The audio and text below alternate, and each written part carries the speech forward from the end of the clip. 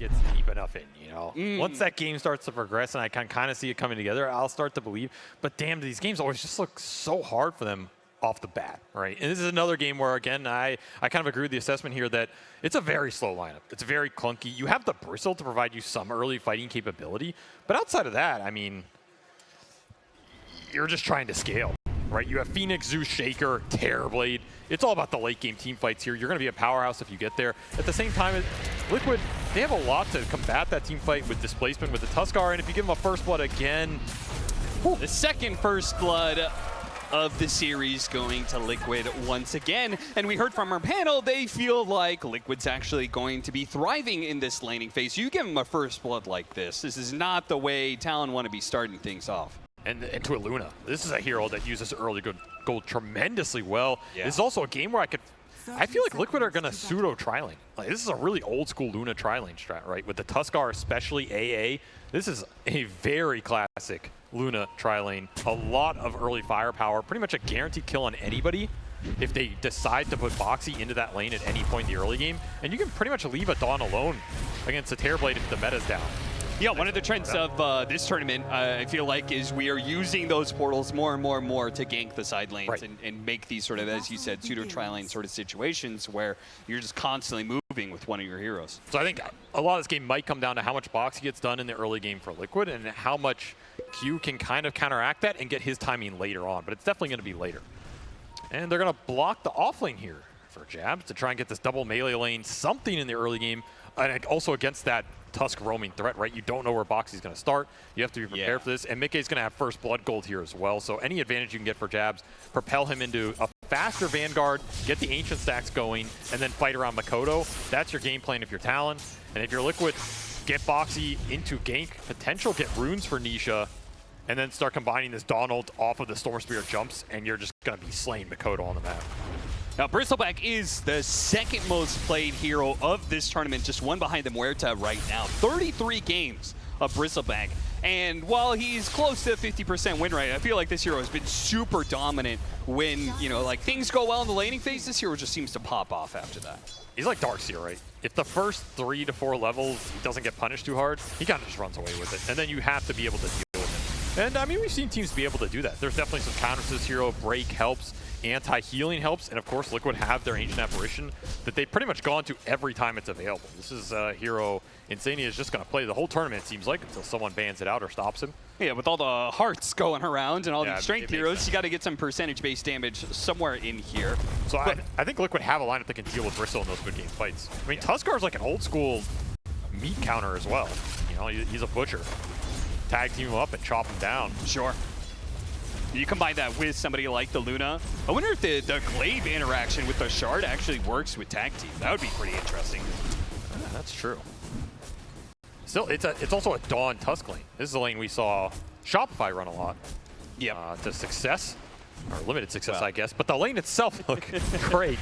And that's a lane that could just pop 23 out of nowhere in this laning phase. He has to be careful, but so far this lane is going really well for Talon as Ollie is just dominating the double melee up here with the Fire Spirit. Yeah, double melee heroes that rely on being able to hit you so that attack speed is even more potent, and they're going up against carry that has the highest armor in the game. So it's tough. Yeah, they might be able to pull out a kill somewhere, but probably not up here. This lane's just going too well for Talon. Yeah. It's going to kill the kill threat that Liquid wanted to exist up here, which again points towards, is Boxy going to roam? Is he going to look towards the mid or these runes on a cheeky Zeus kill? Probably not with the leap, unless it's on cooldown from Nisha Harass. So this bottom lane, Talon need to coordinate where Boxy goes and when he tries to rotate. That's going to free up a lot of more farm for 23. And maybe he can control the map a bit more versus Zai than what happened in that first game with the Morphling versus the Darkseer. Zai definitely got the better of that matchup on the map. So we're covering the side lanes, but let's talk about the mid lane matchup, because these are two heroes that neither one of these teams have really been running a whole lot. I mean, it's been 3 months since we saw a Storm Spear pickup for Team Liquid, and on the other side, 6 months since Talon drafted a Zeus. Where did these heroes come from? It's a very interesting, well, I mean, Zeus, it speaks for itself. That hero's just good. I don't need to say anything there. I mean, the Storm, though, the thing interesting about Storm in this game is you don't have the mana generator. Okay. The patch where we saw Storm was the Coddle Storm, the Pugna Storm. Pugna, Liquid have nothing to pump him up other than the Dawn ult, And, you know, the Luna aura is also nice on pretty much anything, but that's not really a Storm combo. So that's why I feel like the power runes for Nisha are really important here. And it's something that I feel like Liquid should prioritize, because you really want the power runes in the counter pick matchup for Storm when he wants to have the extra resources on his own to jump the enemy mid hero. Zeus is not that squishy of a mid. This is not your old man Zeus. It's a young man Zeus. He has leap, he has more mobility. He's tankier. His hero can be deceptively hard to bring down. And he builds a phylactery, which I know you love. Of course. I mean, phylactery is just it's the best item in the game. Feels pretty good right now, and there are a couple of these heroes that really can get bursted. It's the most fun here. I'll put it that way. I mean, this is a great phylactery Zeus game because it'll help him tank up, and it'll kite out some of these heroes. So the Storm jumping him is not as deadly. You can start to kite out the fight against Luna and the Dawnbreaker. Yeah, I was about to say, Luna needs to be able to get, you know, kind of close to some of these fights to hit people, and Zeus can play that distance really well. I mean, I'd like to see it on Makoto, but we've also seen a lot of these Zeus's favor just going into the tankier, like the harder buildup in terms of damage output off of an Ags or fresher Kaya buildup. Sure. You know, there's not a lot of Zeus's going the Manta Lightning hands. I'll man up and be open about it. Now, is that correct? I don't know, but yeah. Oh, rotation from Q surprises Nisha. Really nicely planned out TP there. Q gets him right on the corner, blocks him out with a Fissure, which wasn't even needed. Just the burst damage being that close to the aftershock was good enough. Crazy good kill by Q. And Liquid gonna try and get a rebuttal here up at the top lane. 23 takes a lot of damage, but again, this hero is not so easy to bring down with some of that physical damage, which is what was left in the tank after they burned through. 3 HP. Woo. Foxy, living the highlight real life here, barely gets away. I was gonna say Nisha, he had almost full wand and fairy fire, and he went early Falcon Blade. This is such a tanky Storm. So to get that chain stun perfectly there for Q is just incredibly heads up read, and it's a massive kill because suddenly Makoto has a faster ult, which could sway the side lanes here. Right. And it puts him in a better position to contest that 6-minute rune, which you got to be thinking about if you're Talon. Yeah, particularly if supports are, when they roam like this between the two lanes, if they don't successfully get kills, they tend to fall behind in experience, which just makes them even squishier and even easier to kill for that Thunder God's Wrath. Instant bottle refill. So Nisha has massive resource advantage on Makoto here, but he's arcane bootsing up. I mean, this is a contest for sure, or at least you're going to get the 50-50 and DD top. Really nice news for Talon. That is a rune that Nisha really needed here. Nisha's gonna fight for this one. Thunder God's Wrath bursts down the tusk, and looks like Insania's gonna be in trouble as well. They only need a couple more hits, and they will easily get that. Makoto walks away, hops away with the double kill. Really big snag there. Makoto just living the dream start versus a counter pick. So what? He's 700 gold ahead of Nisha here. And he's going to be in a position where is Nisha going to be able to find him in those woods or on the map anymore? And pretty good value out of the ult to push his support levels up as well. That was one of the issues for Talon last game. I mean, these lineups can be slow, but if you get support levels, they pick up a lot of pace, and nice Fissure cancel. Oh, things are beginning to turn badly now. Now, he does have a lot of stick charges and a Lotus, but against this many heroes, they rotated so much on the side of Liquid into mid that Mickey has no help, and there was even 23 coming through the portal to make sure the Luna's gonna die, and maybe they'll put some pressure on the tower too. And it's another huge kill on the map, because that Luna's level 6. Mickey was well ahead of XP here on jabs and just living the life off that first blood. And oh, nice play by 23 using the illusion, denying away that wisdom rune. I mean, just 2 minutes ago, Liquid was in a pretty damn good spot. The Storm Spirit and Luna were top of the network chart, but this play in mid, now the play in bottom, things are turning quite dramatically to the favor of Talon. Talon showing up in game 2 in this early game, especially the supports. And suddenly this lineup is not going to feel nearly as slow, right? Because you have 2 level 5 supports versus Liquid's level 3. And Boxy's start has just been very slow, right? Yep. He hasn't found that kill bottom too often. He's 0-1-1. Not a lot of stacking either. Downside of the Tuskar here, he can't set anything up for the Luna. So Mickey doesn't have a lot to fall back on. There's no ancient XP. And then you get that Wisdom Rune denied. It's like the cherry on top here. You have a lot more breathing room in this game for Talon to get these supports to their ults. Oh, and play around Makoto, who's giving Nisha absolutely nothing for free. Yeah, who's hunting who in this game? They're going to jump on Makoto here, but the slowdown attack speed plus a beautiful Fissure. They do have the Dawnbreaker, though, and that's going to be the extra bit of help that they need. need to be able to burst down Makoto. Nisha commits. Can he finish him? They do. Zai managed to bring him down, but Nisha's going to have to give up his life for that one. And Jabs is on cleanup right now. 2 kills already. Look to chase after Zai, but Mickey does manage to dissuade Talon from keeping that aggression going. I think Talon are still very happy with this, right? You get another kill on Storm at a good time, which is 8 minutes. Arcane rune top, another rune Nisha would have died for, perhaps literally, as it'll probably go into the Zeus's pocket here, and you didn't even need the Zeus ult for it. You got Dawn ult off the map as well. A lot of small things going Talon's way here. And I also like this Max Fissure build from Q. If you look at this type of lineup, you throw this Max Fissure into a hero, you bolt them with Zeus, throw a Zeus ult, Phoenix dives in, it's a massive amount of poke damage that can force Nisha into an awkward position. You can see one reason they wanted that kill on Makoto so badly is TP was still on cooldown. Yep. So he actually TP'd out, got into that fight, died, so he had to actually walk out to lane, which means he wasn't there for the power rune ultimately. A little sad, but still very happy with the start he's been given here. They got double bounty rune sitting there for Makoto when he needs a fill up at a right time. This is going to be a tough wall to break right now if you're Liquid. Your biggest priority is getting your supports involved. And it has to be through the Storm Spirit. There's just no way around it. Your lineup doesn't have much else to function until Mickey's ready to join those fights, and it's... I mean, it's a Mask of Madness Luna. He wants to be hitting jungle, he wants to be hitting stacks right now. He does not have Eclipse points, he does not have beam points, so Mickey joining these fights is not on the table. It's going to have to be some cheeky support kills probably while you try and stall out some of these lanes. That's going to be decent space. Every game that I've seen a bristleback have this kind of start, feel like he's always walking away with the win. But we're going to get a quick listening on Team Liquid, see how they're feeling about this game. My game is going to be really slow. I think you sit and farm everyone to get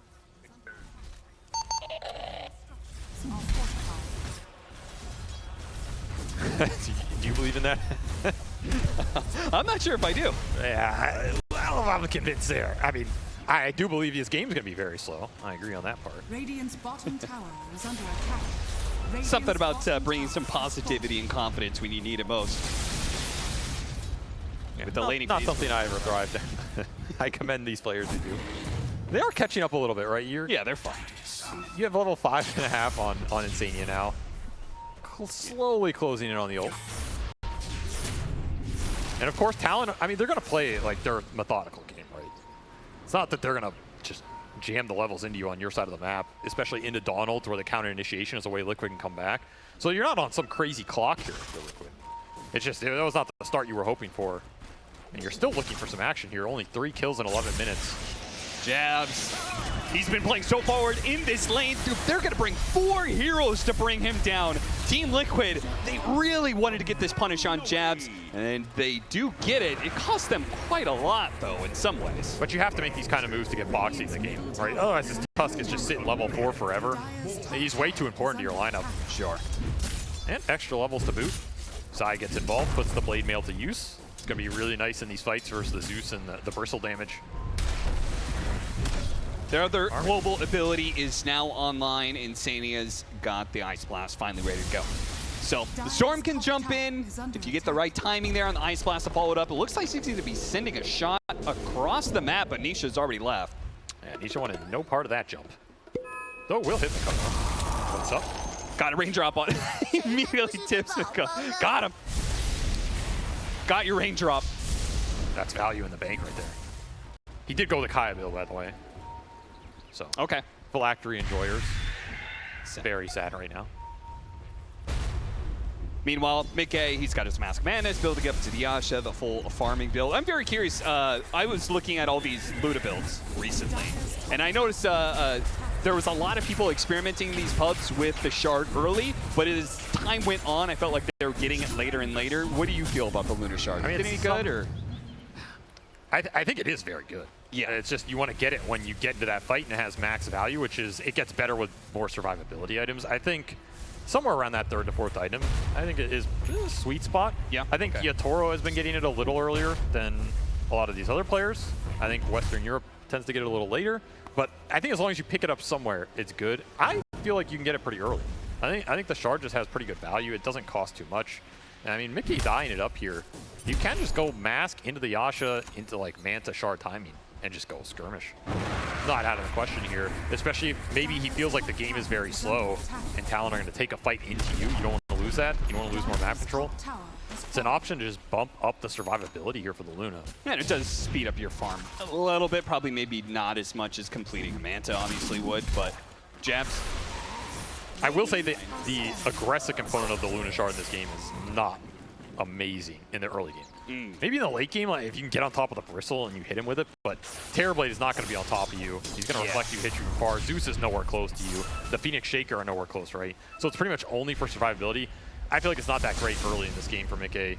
I think you just go better survivability items. Like, you really want Butterfly or Satanic or some sort of timing like this to fight into the TV Zeus. It looks like he's gone through that same thought process as his build has changed, but he's going to be caught. Q revealing himself with a Blink Dagger.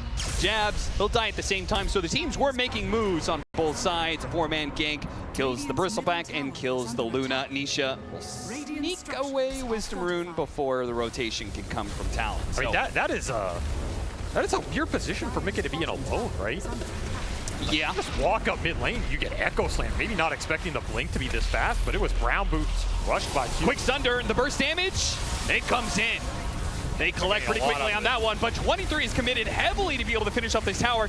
Might pay the ultimate price for it as Boxy gets him down. Tag team, that's pretty easy. Boxy's gonna be left behind though as the punch finally comes through, but double kill for Makoto. Was that worth it for 23 to stick around like that? I mean, no, but it feels good for his team. Does not feel good for him. Yeah. So both carries giving something up here. Kind of an interesting exchange. I mean, it depends if you believe like Zeus is this true carry like he used to be. I kind of feel like the hero doesn't function like that. I think he's a great 1.5 to 2, but he's not a true 1. Yeah. In that sense, I don't think you want to necessarily sacrifice yourself for Makoto here, who's already having a tremendous game. I think the TV death is going to cost Talon a bit here, but it is great for Q. And if we've seen Talon do anything, it's off the back of their 4, right? When Q has a good game and he's rolling, everything just starts to flow for this team. Yeah. And this fast blink has paid off very swiftly here. Yeah, because he was thinking about getting the arcane boots at some point in time. I remember very early on, he had the 900 gold. I was like, yep, is he going to go for it? But he went for the fast blink, got a kill. Now, he can maybe help Ollie. No. That's just enough burst. And this is the combo we should be seeing a lot from Liquid right here. Storms here in Ancient Apparition helps out a lot to be able to land that Ice Blast. Even have Max Snowball throwing some more magic damage on the amp. Max Vortex is going to do some work here, and they're still looking. Q, can they control him enough? Easily. Burst him down. Jabs. Dawnbreaker coming in for an extra stun. The extra bit of burst damage required as well. 2 down as successful moves from Liquid begin to ramp up. All those support levels they were lacking come in, and now they're just straight up ahead with level 9s. Liquid finding the opening here. Big pickup's going to give them a lot of momentum and pushing towards a pretty decent mid-game timing on these 3 cores if you can get to some early BKBs, which is what they're eyeing. Because there's, again, very limited control on the side of Talon to deal with that double, triple BKB timing playing the Luna objectives game. What happens if Liquid just decide to start forcing Roshan in buildings with some spell immunity? Not a lot to throw into it, right? Jabs just needs to be strong enough that he can frontline and waste the duration. And so far, Jabs is the one continuing to get punished. Yeah, he's plummeted down the network chart. He is 4 deaths will do that. way far behind everybody else. Yeah, he's not had a huge amount of ancient stacks because the supports have been active around mid for Talon, prioritizing Makoto. His lane was pretty rough. I mean, Mickey had first blood and it's a Luna lane. And he's just the one getting hunted right now. Yeah, this is going to be the second time he's going to be ganked around his tier 1 tower bottom lane. And the TPs will come far too late to get the punish. Liquid have identified the weak point in Talon right now. It is Jabs, and they are continuing to exploit it. A 5th death for the Bristleback. Just no front line in sight. He still doesn't have that Ags. It's going to shift more weight to Q and Makoto to find the pickoff. Goes Wrath is going to reveal the 2 supports. They quickly go for the Tusk kill, see if they can burst him before the Snowball. Not quite good enough. That's going to delay this kill just a tad bit. As a result, Insania will be able to go home free. And he does have a blink on Boxy. So as rough as the first 10 minutes were, the next 7 or so were pretty damn good. And that's going to give you your initiation power here, as we saw with that blink reveal. Something else that can just make Jabs' game a lot harder. When the Tusk can start on you with the Dawn follow-up like we saw in that triangle, all of a sudden there's just nowhere to go because you can hold the Snowball, you can hold the shards. Guarantee that the Dawn ult lands, and then you're just stuck in tag team Starbreaker. I mean, not a lot of heroes survive that. Manta Lucian's going to be pushing down all these lanes. He also just picked up the shard. Jab's going to be caught here, pulled back in. Again, the double global ultimate putting to use every single time they're thinking about this bristleback kill. They are just not letting this hero get off the ground, not letting him get to this Aghanim Scepter. Dire are Sixth death in 18 minutes here. He is still level 10. He is just falling so damn far behind on XP. I mean, Insania is level 10. Like, this is an ancient farming hero that's the same level as your enemy 5. Something has gone wrong here, and has gone wrong very quickly for Jabs. He just doesn't have much space. 23 soaking it all up. He needs to, which means someone needs to show on the lane, and the second you show, if you're not tanky enough to survive this double global burst, you're just gone. See a lot of drawings on the map. Team Liquid seem to circle around that mid area. They want to keep playing in Talon's face, I assume, and Talon is saying, we got to push out that bottom lane. We got to be able to play the whole part of the map, because they do, I mean, this game's going a little too fast right now, right? They want to slow it down, get to their round of items that they need to get. That very early game went well for Talon, but they weren't able to translate it into anything. And now you're just kind of stuck with these, you know, sluggish heroes on the map. You're getting out map presence in terms of the global ability from the Dawn and the AA. And Storm just has free jumps, because there's really only one hero Storm cares about, and Q can't be everywhere. And now you can start to accelerate the objective taking with the Luna lineup that can ball. You don't have that big aura presence like the Darkseer, but you have tag team. And you do have nighttime for the Lunar Blessing here. Yeah, they know about the Roshan, but they also know Insania was isolated in the bottom lane. Talon feeling like they can't get to that top lane fast enough, I guess. But at the same time, Liquid did abandon doing that. Worried about the damage they were taking. It is going to swap over to the other side, which may make things a little bit more awkward for Liquid, as Talon are holding that bottom area of the map pretty well. Got a couple of wards around it too. I mean, I guess if you're Talon, every minute that Jabs isn't getting killed, you're probably happy. Yeah, he's averaging a death once every 3 minutes. Yeah, so the game's progressing better for you. if he can get past the 21-minute mark without a death, I think that's improvement. Still doesn't have his Ags, man. The thing about Ags unless hero is, okay, you can use it to farm, but you really want to use it to slay. Yeah. It's a fighting item. The earlier you get it, the better. Maybe you can wait for your second, but that's what his hero's supposed to strike. It's just going to be catch-up duty for Jabs. And maybe because he's being targeted so much, he also did the build to where he's maxing out on the bristleback passive, where we've seen, obviously, the build lately has been only one level of the bristleback, so you take more damage, therefore you put back more quills. He has gone for the 4 points here, which, you know, I guess signifies he has been decimated. Yeah, he knows he's going to be targeted. He knows he has to play the front line for his Terrorblade and his Zeus. So, I mean, it's not like the supports are going to be able to do for it in this game. They're reactionary heroes, right? They want to be able to sit in the back line too. So yeah, and his job is just to stall as long as possible, potentially stall the BKBs. That's just not going to be an option, because the single target burst damage for Liquid is absolutely insane at this point. You have Deso picked up from Zai. You have the Storm jumping in with 3 levels in tag team and 4 levels of Lunar Blessing. That single target physical is just disgusting. And you have an AA blast to throw on top of it, so no healing. There is no save in this Talon lineup. Something to consider as we go late game. I mean, I guess there's Sunder. Yeah. And there's Sunray with, like, you know, Ags Phoenix, ultra late game, but I consider that extremely situational, especially with Ollie's net worth here. So basically, Sunray doesn't do anything for you. It's only the Sunder. Is 23 willing to sacrifice his HP for another core? If he has Aegis, maybe. Without Aegis, pretty spooky. So that single target jump for Liquid's pretty damn reliable. And even the blink on Insania to guarantee that fast Ice Blast. Saw Kittrack doing this in Western Europe, so he's going to take a trick out of his fellow comrade's sleeve and put it to good use here. Yeah, it's pretty interesting. I liked it when Kittrack did it. I mean, it makes sense. This ability is hard to land, so anything that makes it easier. I mean, it's the one thing you have to get. You have to successfully land this in a team fight. It's like your only job as Ancient Apparition, or at least your most important job. The only downside I can think of is, I mean, you are playing against Zeus. Yeah, well. You know, you get your AA blink canceled. That's a sentence that I never thought I would be saying in a TI had to cast, think about it. You know, what happens when that Ancient Apparition blink gets canceled and he misthrows the ult? Oh, no. Radiant are scanning. Well, that just means it's all the more important for Team Liquid to be setting the tempo, getting the initiation, and they're going to get some information here. Talon inside the pit, 3 of them caught in this Ice Blast, but it's only Nisha who's nearby. They go for the Zeus. They found an opening here. Boxy scouted out Makoto alone, and Talon, with the rest of them low like that, no way they can complete the Roshan. May have to give it up to Liquid with Makoto being dead. Looking for Nisha, I mean, he's got to be careful. You do have Snowball save. It doesn't always bail you out versus Earthshaker, though, and Zai got trapped. Oh, sneaks right past the Fissure there. It looked like he was not going to be able to make it out, but it seems like there was just enough room. They popped the smoke because, after all, they used their Metamorphosis on the TB. They do not want to give this Aegis half up. duration. This is a Scotty meta timing for 23. You let Liquid go here, you are conceding Roshan. And Q was looking for an opening somewhere here. Looks like with the Fissure, they might be able to finish off Insania without committing much. Couldn't get the blink off. Sometimes you gotta pay the price. They still can't Rosh. Look, that's the problem. They're setting up for Makoto again. They've got this lane ward, and they're saying he's going to walk back down the lane. They really want to be able to kill the Zeus first, because with meta down, then, I mean, there's just not much damage left in the fight. But Zai also just wants to kill this mid tower. Conceding the Roshan without the AA blast. You said no meta, though.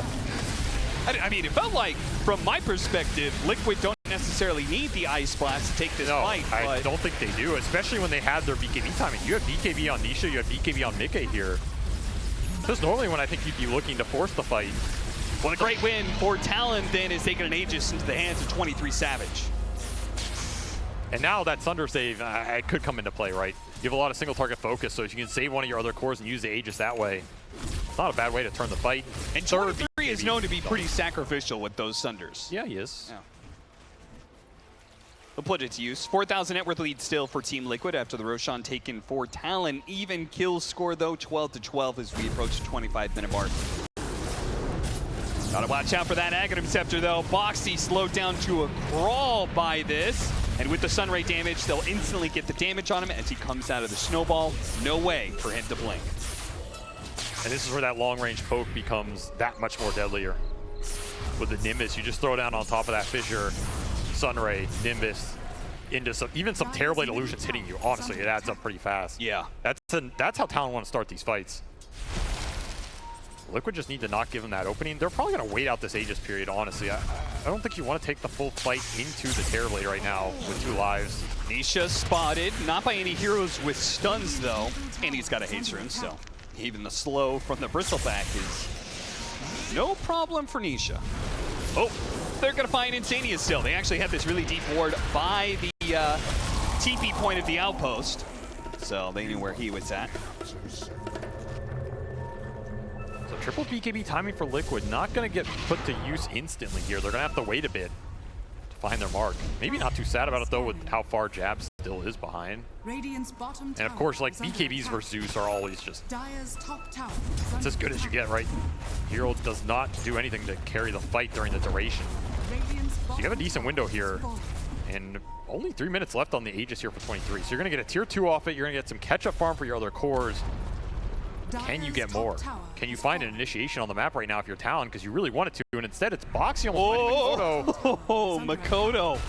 Somehow, ships in the night just passing right on past Boxy, who, again, they are hunting Makoto when they get the opportunity, but now it's Boxy, who has been spotted by Makoto instead, and likely going to be dying inside of this Nimbus field.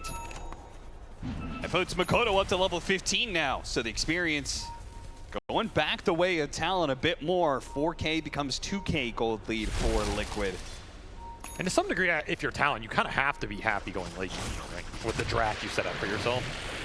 I don't think it's that one-sided in terms of draft, but yeah, I mean, it is Talon. It is a Shaker Phoenix lineup. Yeah, they got some big team fight. They got some good scaling, and it's just their ammo. It's what they feel comfortable with. We're going to go a Shadowblade build up. So this is pretty interesting with the Storm Spirit initiation. As you said, Talon wants to be able to play the distance game. We were talking about game 1 and playstyles when it comes to Team Liquid being the speed and Talon being this brick wall that they try and just stop all your momentum and push it late. In this game, it seems like it's going to be a game of initiation and distance. And I think Liquid are fine with that because they have the Storm. Radiant's top So tower you just jump in with has Storm. If you ever get to an Ags and you get this AoE Vortex with a BKB Storm going in, there's no real counterplay. If you ever catch 2 or 3, you're just going to gobble them up with the Dawnbreaker coming in, with all the minus armor, Zai's building especially. It's not amazing versus the Terrorblade, but it shreds everybody else here. Deso into AC for the Dawnbreaker. Tag team over all of it. I mean, you're going to disappear. And 23 decides a minute left on this Aegis is enough to go high ground. This is an aggressive high ground. I like this. I mean, honestly, keep Team Liquid honest. They're trying to push down your tier 2. You've already taken the tier 2. Let's put some damage onto that tier 3. Nisha sticks around, finishes off finally, but guess what? Your tier 3 is now dead. I mean, how much do you want to push this? How much do you want to try and set up on the other really side? giving this up? Yeah, this is a lot of space Liquid's giving them.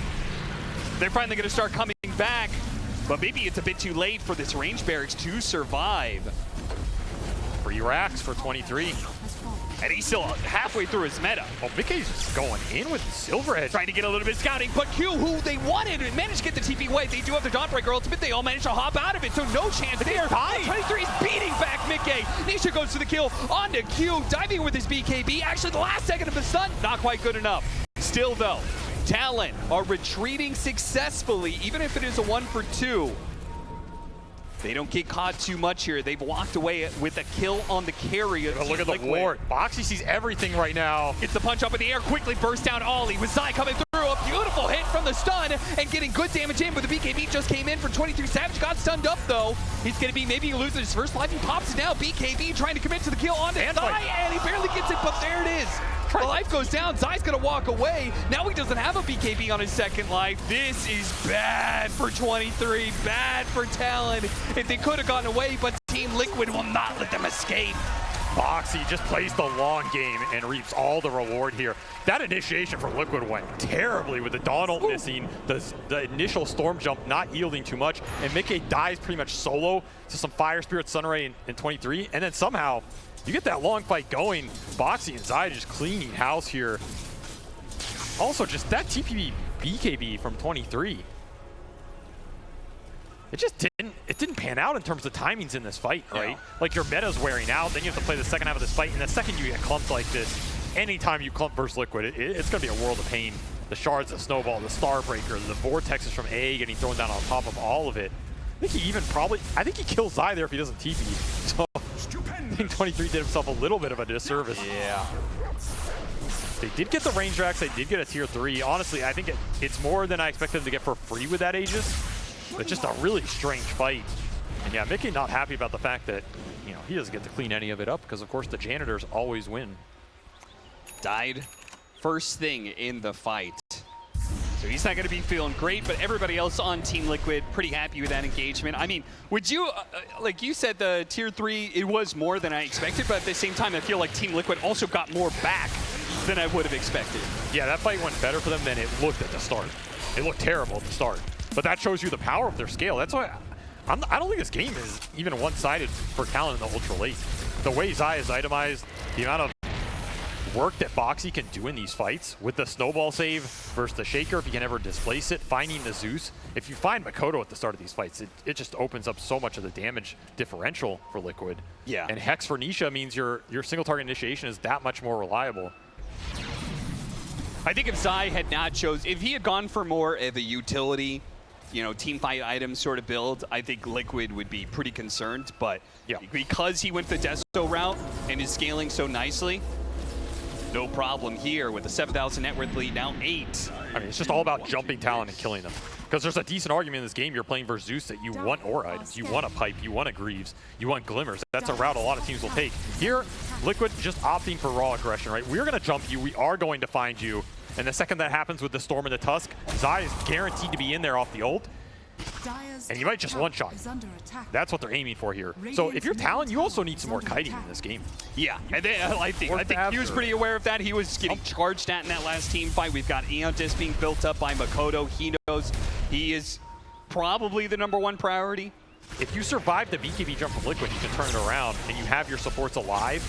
That looks okay for you. Nisha again, just diving in deep because it allows the Dawnbreaker to get the positioning, and once again, they kill first. This time around, the Supernova is going to go down, but Team Liquid are being able to disengage away from it. They can't let Zai get away. No way that he gets out of this for free. So they'll kill him, trading 1 for 1. Ultimately, I mean, you traded a 4 position for a 3. Surely that's fine for Talon. Yeah, you're okay with that if you're Talon. Liquid just not expecting everybody to be there. They had a pretty good jungle ward that saw some of Talon, but not everything. And Zai will pay the price. And it's an awkward timing, especially for Liquid. With this long death timer on the side of Zai, Roshan's coming up in 12 seconds. We'll see what Team Liquid feels about when their Terrorblade died. Mickey in that last team fight. Successful fight, but maybe not for Mickey. Let's see how they feel. TB stunned. You sky. Yeah, it's 5 seconds, 5 seconds, 5 seconds. I'm just punching. 3 seconds, 2 seconds, 2 seconds. Hit. Go, go, go. Oh, I can't. We just kill again. What the fuck? It's all good, all good, all good.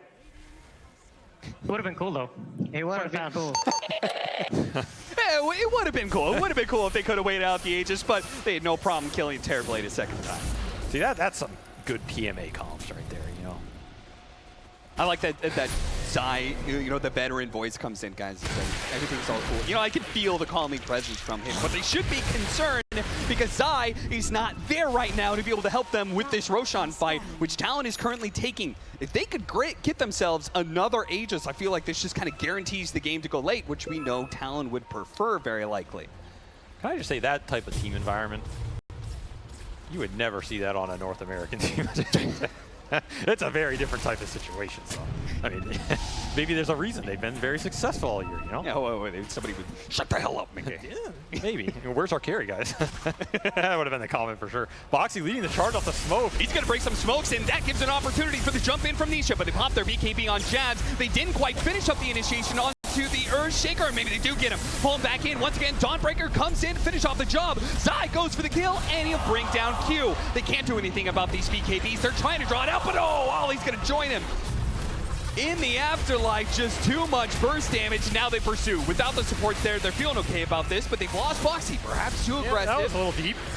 Liquid could have just been very content taking Roshan, and maybe they still will. Yeah, but they lost their tag team. Yeah, that helps speed it It's up quite also a bit. switching sides. Makoto grabs an Arcane Rune, and Talon are TPing top. Their supports are up in 20 seconds. It's going to be Dire side Roshan. Oh, they're going to run into each other. They can actually get a free kill onto Insania. This would make the numbers go fully in the favor of Talon. Insania just too fast for himself. He got here way ahead of time. Yeah, guys, where are you at? I mean, it's disconnected right now for Liquid. Can't get to the side of the map. They have no tier 1, no tier 2 on that side because that was the lane that Talon pushed in earlier with the Aegis. So it pays off here. Oh, yeah, that's right. I mean, I guess the range barracks did have a big impact. Yeah, it mattered a bit as that lane got swung in. And now all of a sudden, Talon, they get away from a BKB fight that caught both supports into a position where you just force Roshan here. You know you have around 15 to 20 seconds, no BKBs, but it's not that fast either. I mean, how good do you think your pit fight really is if Liquid decide to jump on top of you? Because your initiation does not exist. So if you're Talon, you can't just smoke into Liquid and start the fight on your terms. It's near impossible. I will say one thing about these corner fights, though, it does make it really hard to jump the very crucial supports. Like this Phoenix can just literally sit in the corner and have a good supernova around the pit. But Liquid have had enough damage to kill these supports. Even with the kiting, the glimmers, the force stabs, the sun rays. It's just been finding them. It does make you concerned though, right? Because this BKB goes down a second every time, and now you're on 6-second BKB. Yeah. Is that enough time for you to kill these supports as they start to tank up? And that'll be a full MKB done for 23. He opted just for the full damage, the full pierce versus Mickey here. Make his life as hard as possible. Very right for them or very poorly. This is no buyback, playing for the Roshan fight all in. Because you could have gone a survivability item here if you're 23. You could have gone something like Satanic, even into the A blast. It's not really been hitting you. But they got it. Oh, Jeff picked up the Aegis. 23 isn't going to have that extra life. Is he going to be fine, though? Mickey tries to get in there with a BKB, but he... Oh, the Satanic! Oh, wait, Mickey! He managed to push through both of those heroes, 1 versus 2, and the rest of Talon are crumpling to the initiation of the Storms here. The Gold's going to try and get away, but remember, this was an all-in. They took away the Aegis. That means 23 can't join in this fight. They buy back, but for what? The supports will not have cores join them in this second part of the fight, and they're just going to be hunted down now. Diebacks on the side of Talon. Oh no, Talon, what have you done? That A blast did some serious work, right? Because you had a cheese on the bristle. The Aegis and cheese didn't go to the Terrorblade. He sunders, but it's not a great sunder here, and Mickey just stands his ground. That Satanic comes in extremely clutch. BKB Butterfly Satanic Shard timing for Luna is no joke in this meta, and that shows us exactly why. Are they gonna go for outfights a Terrorblade, Bristle head up. You could see Mickey was pushing forward there. Yeah, I if mean, he wanted to hit tier 4s. You know there's no meta. Yeah, he just picked up that MKB. You could probably guess at least no meta, but maybe no buyback. That is not a man fight that 23 expected to lose. He picks up this MKB to win that. He said it goes horribly wrong. You just might get mega here. 7 seconds on the Terrorblade. No shaker for 20. This is the power of Luna. You break these tier 3s, it opens up everything. They might have to throw some bodies in there. It's not looking great. Jabs, he just has to do something about this. Mickey's going to take Megas, otherwise he gets the BK gets Owen out. He's fine. Everything and more as Mickey makes up for that team fight earlier and clears through the entirety of Talon's base off of one bad fight for 23. And what did you get for it? You got a cheese. A cheese on Jabs, who can't use it because he's getting AA blast. Very rough spot now. If you're Talon, you were in for the long haul before. Well, that's the only option now. Mega's at 38 minutes. You're just going to have to push this game as late as humanly possible. See this fight. Great Ice Blast. Mickey just going down so low every single time. As you said, 23 bought that MKB to beat out the Butterfly, but it was the Satanic that proved to be the superior. And Liquid jumping the backline here too. The supports just can't really help that man fight at all. I mean, you can output some damage into that BKB Luna there, and you might just win that. But the disruption of the backline, forcing buybacks out from these supports, they can't do anything. And I'm pretty sure that's what Nisha's saying. I mean, like, Q can't play any of these fights. There's no really big eggs that have swayed the advantage. It's just nothing to help the man fight versus Mickey here. And no great Echo Slams, no great Supernovas, right. And it's not necessarily their fault. It's just Nisha totally inhibiting their game. I mean, because how do you prevent it? How do you prevent the Storm going on your backline in this game? You have no jump of your own. The only way you prevent it is really forcing an objective, and your front line stands there, and you are able to hide your supports super far back or smoke them. Yeah. You get a quick peek into Liquid's comms there after a team fight that was huge for them. My team is so good! I fucking ran fight 2 of them and I killed both. Fucking Michael Boo, baby! Nothing. Michael Boo, boy! Oh, you can tell from that atmosphere, they definitely feel like this game is done, and they might be right. Mega Creeps puts them in a massive advantage, but they still have to be able to close it out. I mean, you know your team's feeling good when the comms are just like, yo, did you see me in that fight, guys? Yo, did you see me in that fight, guys? Everybody wants my to damage? glory. It's not about what went wrong or what we have to do. It's just, look at how great that was from you. And it was everything. He's going in Aghanim Scepter. All right. Why not? You want some additional scaling? Get your Ancient Apparition to start delivering some I mean, honestly, auto attack damage like an Enchantress. it is pretty effective damage versus Terrorblade. Yeah, that. In the late game when he doesn't have long BKB duration. You'll just kill him if you're alive. It is a pretty big factor here. Everybody on Liquid just scaling. I mean, that's part of the meta, right? You just want as many cores as you effectively get with some utility to back it up. And something Liquid understands they have to do against Talon. Maybe just makes the game more comfortable too, right? Yeah. They've been in a lot of these games versus Talon where it goes ultra late and something weird happens and then Talon can turn it. If you just build up this extra insurance, it seals the deal. They've also been in a couple positions. Megas on a TA. Yeah, I mean, yeah. Liquid, no stranger to a Megas game, and they'll find, lo and behold, First down of Jabs. He's been a target for Liquid this entire game. These constant pickoffs. And they only need one pickoff to really open up the door to hitting these tier 4s. Particularly scary against Luna. Gets these bouncing glaives. You need to change that a little bit. BKB immediately has to be used by 23, but he cannot hold anybody in place. BKB meta and a buyback from Jabs. Liquid just got away with so much there. Instant disengage. They knew exactly what they wanted. And at some point, I feel like if you're Talon, you have to just go in and echo slam somebody. I mean, it's not the greatest thing. You're probably going to get canceled, but maybe it allows 23 to kill the Luna or something as a follow-up. It gives you a better egg. Because every fight has been the Storm jumping you. And at some point, that paradigm has to shift. Especially if Liquid are able to do what they just did there, where they poke out a meta and retreat, and then Oh, great. Now you're going to have meta on cooldown for a while. Mega Creep's going to push the base in. Tower is under attack. Talon, they try and smoke out with the remaining seconds of that meta, try and catch Team Liquid slipping, but they're ice cold right now.